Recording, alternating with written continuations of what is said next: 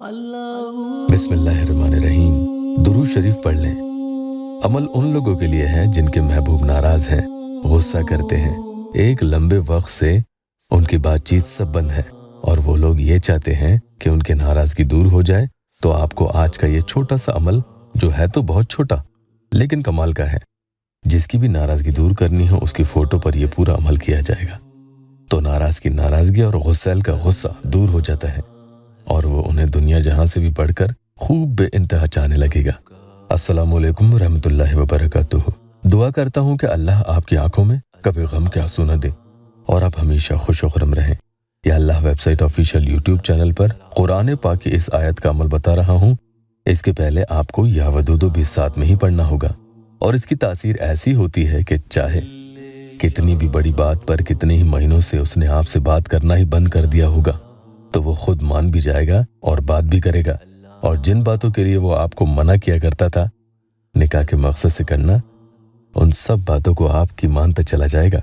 या अल्लाह website official YouTube channel को पहले सब्सक्राइब जरूर कीजिएगा। और एक प्यारी बहन का या अल्लाह टेस्टिमोनियल भी आपको बता दूं। बहन लिखती है कि भाई आपके 2 या 3 वजीफे मैंने आपके वीडियो पे देखे, अल्हम्दुलिल्लाह उसका मैसेज आया। बस उसने मुझसे यही कहा कि मुझे तुमसे मोहब्बत, प्लीज दुआ कीजिए। औलिया इकराम के दिए हुए वज़ाइफ ऐसे होते हैं कि जिन्हें पहले किसी और अमल से असर नहीं दिखता है, वो उनके दिए हुए अमल करेंगे तो इंशाअल्लाह ज़रूर असर देखने को मिलता है। कई लोगों को एकदम से फ़ायदा नहीं दिखता। ये ऐसे ही लोगों के लिए अल्लाह वालों का अमल बता रहा हूँ। अल्लाह वाले तन्हाई में बैठकर अपनी इबादत में मशगूल रहते हैं और जब वो किसी दूसरे इंसान से खुश हो जाएं तो फिर उन्हें अतिया के तौर पर ऐसे ऐसे अमलियात बता देते हैं कि जो पढ़ते ही अपना करिश्मा दिखा दे। कुछ लोग ऐसे हैं कि जो इन अल्लाह वालों के पीछे ही पड़ जाते हैं। इनकी तन्हाई में, इनकी अकेली दुनिया में वो जाकर अपनी किसी भी परेशानी के हल के लिए इनसे कोई भी अमल या वजीफा लेना चाहते हैं ताकि इनका काम हो जाए। लेकिन अल्लाह वालों को कतई पसंद नहीं कि कोई दूसरा इंसान इनकी इबादत में खलल डाले, इनसे फजूल की कोई बात करे। ये तो अकेले रहकर खुद अल्लाह से बातें किया करते हैं। मगर जब एक शख्स ने ऐसे ही अपने फायदे के लिए इन्हें बार बार पूछना शुरू किया तो उन्होंने पीछा छुड़ाने के लिए, ताकि ये शख्स दोबारा उनकी इबादत में खलल न डाले, ऐसा अमल दिया, ऐसा अमल उसे दिया कि जो कभी खता नहीं खाए। और ये क्यों दिया? ताकि एक ही बार में इस शख्स का काम हो जाए और दोबारा ये उन्हें परेशान करने के लिए फिर से उनके पास न आए।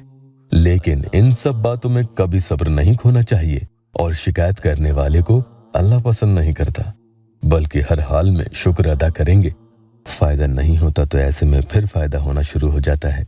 तो ये दुआ वज़ाइफ ऐसे ही लोगों के अतिया किए हुए होते हैं।